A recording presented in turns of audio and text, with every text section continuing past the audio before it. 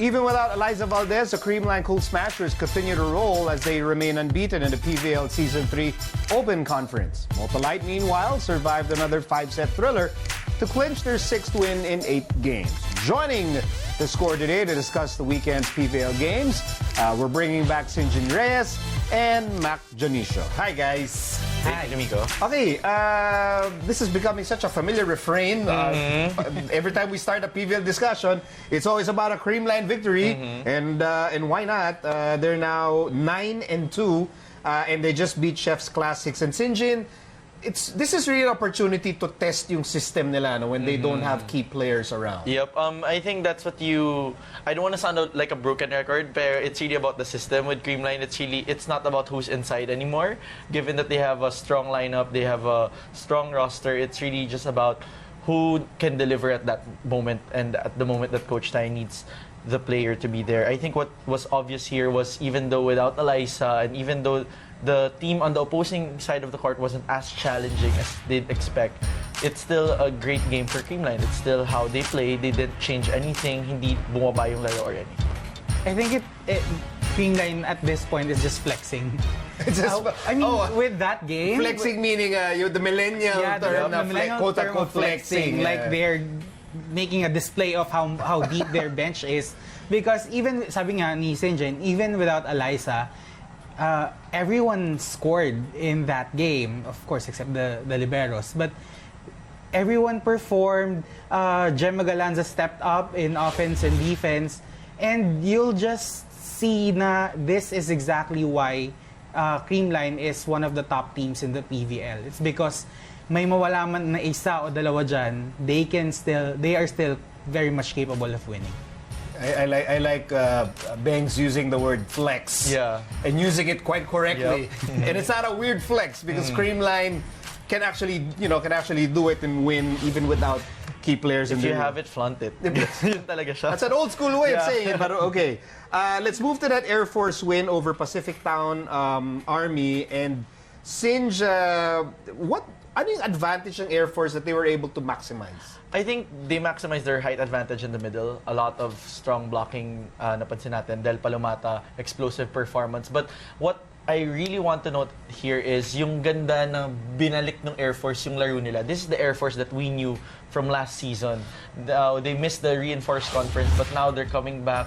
And they had a rough start, but we see now the Air Force that we knew na kaya talaga nila, and they're really a veteran team. They were up against a veteran team, but still a good performance for them. On my end naman, as a fan of setters, we have some of the former best setters in the UAAP like Jem Ferrer, Morado, Chisaet, but let's not forget na si Wendy Ansemana din is just a top-tier setter, which she proved last game, wherein she had 30 excellent sets. In comparison, si Gonzalez had 6, and then si Vicar had 5. So that just shows kung bakit ang laki agad ng advantage ng Air Force sa game na yon. Kasi talagang pinahirapan ni Wendy Ansemana yung mga blockers ng Army. Kaya ito yung naging resulta.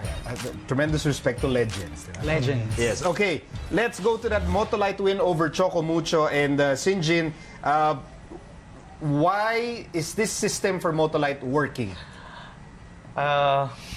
Because natatawa ako kasi I got to cover the game and yun nga, magical 5 sets na naman kami. But what's the curse about? It's me in the read. It's just Sinusulit ka lang. Sulit kami for the day. But I think what we saw there is it was a slow start for Motalite, but when they came back to the system, as Iris Talanada pointed it out, they just needed to play their game, and that's what they do. That's what they've been doing ever since Iris Tolenada was injected into the squad. So Iris was crucial. Iris played well in the 3rd, 4th, and 5th set. That's why things changed. They had Tang Ponce helping her out for reception and the first ball. But what was nice was, ang bilis nilang makarecover. I mean, they were down 2 sets, but cruise control pagdating ng 3rd up to, and when they gained momentum, dire-diretso hanggang 5th. Same person that I will be talking about is Iris Tolenada. She just made Motalite even more lethal at this point. Kasi in their past few games, she has activated Tots Carlos, Isa Molde, and Flora. But this time around, pati yung middle blockers niya, talagang ang daming napatay na bola. Kaya naman, may malilito ka rin kung ikaw yung blockers, kung ikaw yung dedepensa sa likod, kung kalaban ka nila. And at the same time, during the final stretch of that game, nagkakaroon sila ng issues with the calls.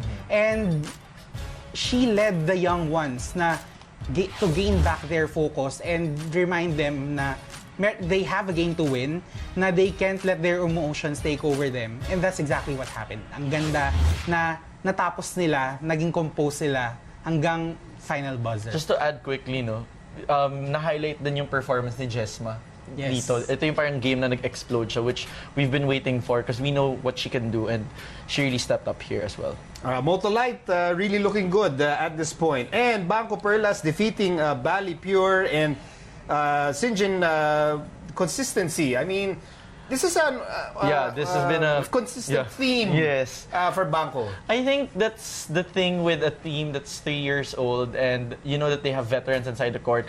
Yun na yung nagiging question kasi for them, parang nagiging inconsistent sila at some point of the competition, and that's something that they have to carry out throughout the rest of the competition. They're in the middle of the season and parang we're starting to see them falter from what they usually do. It's not the usual Banco that we're seeing. But what's good is I think Banks would say that this is a very steady performance for them. So yes. Actually, for me, they didn't do anything unusual. Yeah, nothing or special. stellar, nothing Kasi, explosive. What they did was just to be steady from start to finish and recognizing na on paper, they really are a stronger team than their opponents. And yun naman talaga if you can just be steady from start to finish when you face teams like that, lower seeded teams, you are almost assured of a win. Pero mahirap yun kasi naghahabol na yung mga nasa baba. Kumakatok na. Yeah, but Banco trying to protect their spot in the top 4. Thank you very much, back Janisha Sinjin Reyes, for helping us out. You're welcome. This has been The Score. I'm Miko Halili. You can also watch The Score on iWant for free. And we leave it now with our feature on the NCAA Chess Finals. We'll see all of you again tomorrow.